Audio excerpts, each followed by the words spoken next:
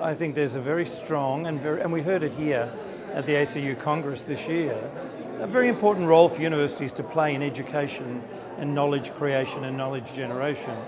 And that often doesn't resonate easily with a skills agenda, which is very utilitarian and related to the labour market and the economy. And that's an interesting tension. And for some vice-chancellors and some universities, that tension is worth having an argument over because it's all about contested spaces. So it's not about fear, it's really about the balance, I think, in terms of what we expect of universities and what they're for. But there are an increasing number of universities, I think, who realise that we have an obligation to young people in particular going through our institutions to ensure that they have the skills needed in a contemporary context to be competitive in the labour market. And we know here in Africa, youth unemployment is very high. It's very high around the world. We need to make sure that graduates have the skills to make them employable and job ready as rapidly as possible. And knowing their skills and knowing the skills that are needed by industry is a really important part of matching skill to job.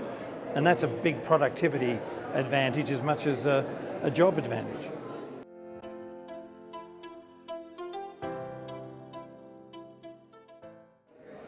Well, we've had around the world skill classifications for a long time in a variety of forms, and they've always formed a really important part of identifying at a common language level between industry and education and training providers and students and graduates, an ability to talk with a common platform about the skills people have and to be able to describe those skills in a way that's meaningful and able to be replicated and able to be easily transmitted in the context of knowledge generation and transfer. So a skills taxonomy is a really important way of finding a classification system for skills, understanding what a skill is, understanding what those skills can be described as against an occupation classification, and then when we have that well understood by education and training providers and well understood by industry, it's better ability to match those skills, to understand that if we have a graduate from a university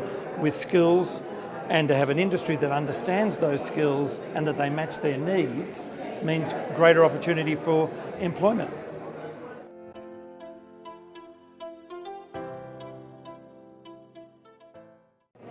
Well, it certainly creates skills. I think we're thinking about them, but they're going to be emerging skills related to artificial intelligence. We talk about prompt engineering and dialogue engineering and all of these new concepts that have become very prominent in this generation of generative AI. So there are certainly new skills that will emerge.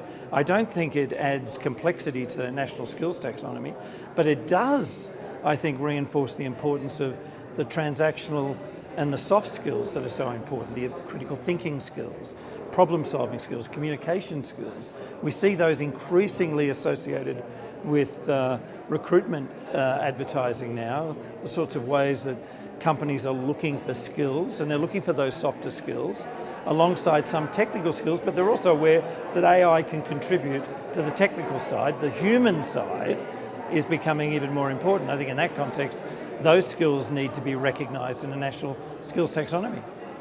Yes, I think we can do it.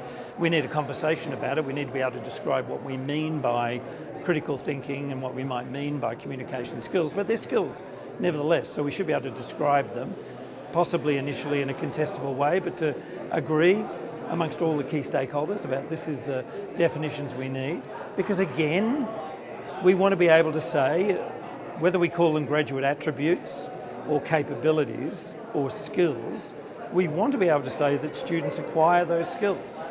Because if you're an employer, you want to be able to see, these are the skills I have as a graduate, this is the employment I've had through work integrated learning and work placements, and I'm ready for employment. And I think it's important that we can classify and describe those skills.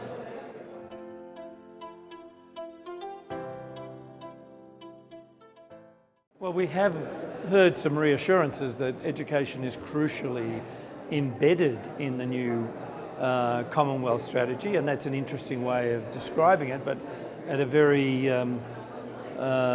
detailed level, when you look at the strategy, you don't see those words, even though one of the new thematics for that strategy is economic resilience.